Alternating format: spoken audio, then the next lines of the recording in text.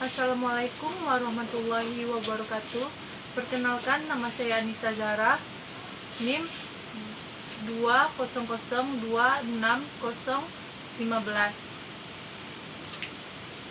Prodi Ilmu Informasi Perpustakaan dan Kearsipan, Universitas Negeri Padang.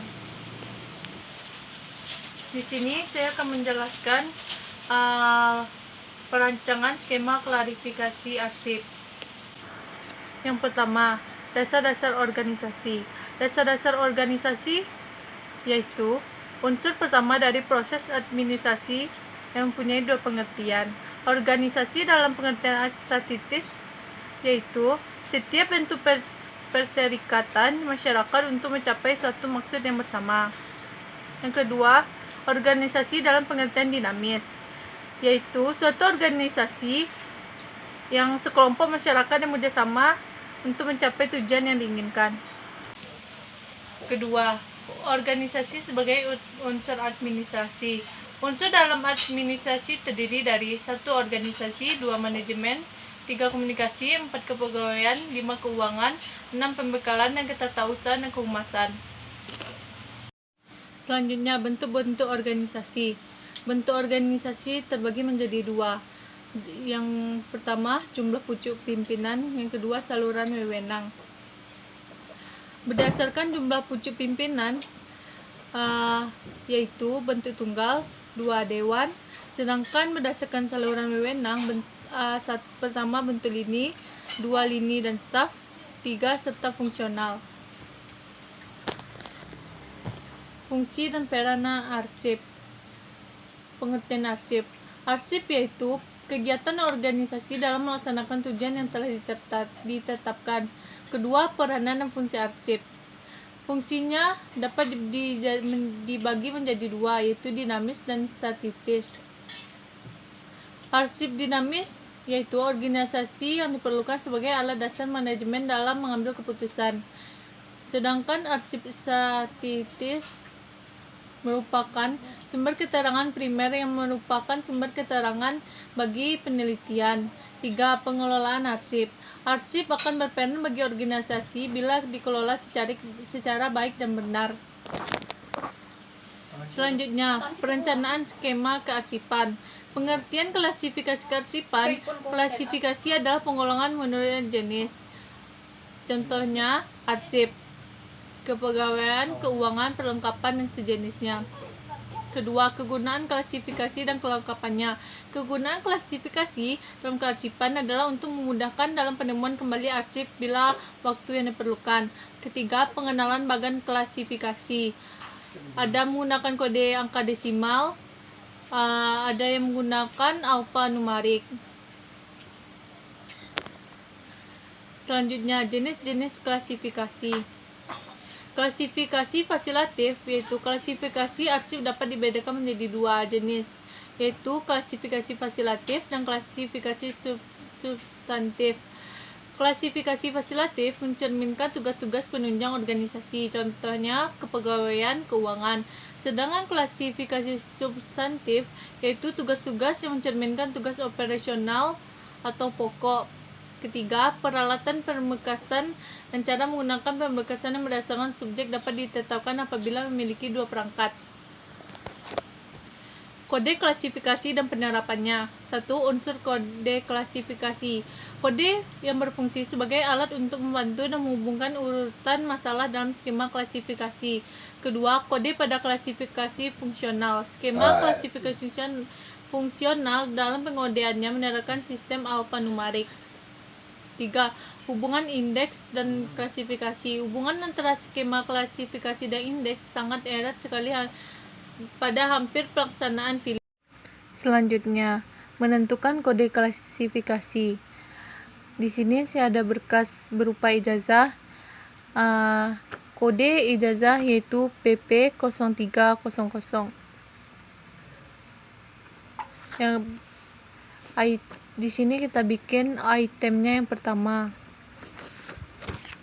Item kedua berupa Statement of Financial Position, yaitu laporan keuangan. PT Prima Elektronik. Kode klasifikasi yang kita bikin di atas adalah di sini KU05 01 laporan keuangan. Maka di berkas kita bikin KU 05 01. Ini merupakan item kedua. Penyusunan skema klasifikasi arsip. 1. Penyimpanan arsip. Skema klasifikasi arsip disusun atas dasar fungsi atau kegiatan organisasi yang substantif dan fasilitatif. 2. Klasifikasi fungsional. Klasifikasi fungsional merupakan klasifikasi arsip yang disusun atas dasar fungsi. 3. Prosedur penyusunan klasifikasi. Prosedur penyusunan klasifikasi arsip fasilitatif dan substantif tidak berbeda, hanya untuk mewujudkan dalam skema klasifikasi kedua-duanya memudahkan dalam penggunaan. Setelah kita menentukan kode klasifikasi, kita membuat daftar isi berkas. Item pertama yaitu ijazah. Yang kedua, laporan keuangan dari PT Prima Elektronik. Nomor berkasnya adalah 2, item 2. Kode klasifikasinya di atas yaitu KU05.01. Kode klasifikasinya KU05.01.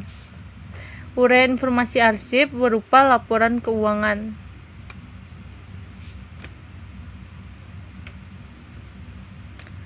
Tahunnya bisa kita lihat dari tabel laporan keuangan 2015. Jumlahnya 1. Kondisi baik.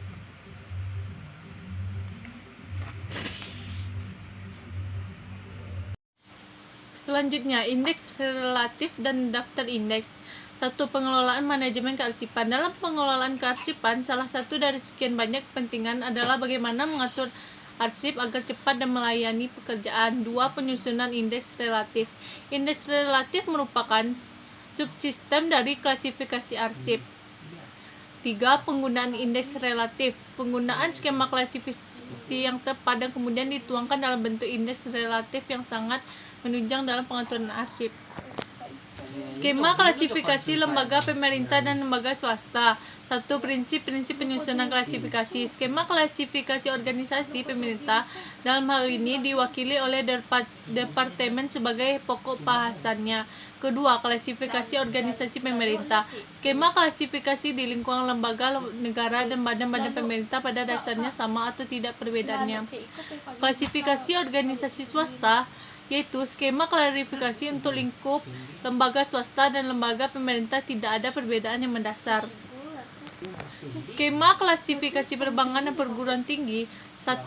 Klasifikasi perbankan atau perguruan tinggi. Dalam penyusunan dan klasifikasi fasilitatif antara perbankan dan perguruan tinggi tidak dapat perbedaan yang berarti. Kedua, klasifikasi perbankan. Klasifikasi substantif perbankan berbeda dengan perguruan tinggi karena tugas pokok dan fungsinya berbeda. Klasifikasi substantif terdiri dari KR perkreditan, ML penyertaan modal dan leasing, 3. DA pendanaan. 3. Klarifikasi perguruan tinggi. Bidang pendidikan dan pengajaran bagi para mahasiswa. Klasifikasi substantif perguruan tinggi terdiri dari PP atau pendidikan dan pengajaran, 2. MH kemahasiswaan, 3. PM penelitian dan pengabdian masyarakat. Selanjutnya saya akan memberi contoh alat-alat kearsipan. Yang pertama adalah map Snaphalter. Kedua, map top map folio yang berbentuk kertas. Yang ketiga, map folder. Bentuknya tebal dan di dalamnya ada yang menutupi. Sekian dari video saya. Baiklah, dari video saya, semoga yang menonton dapat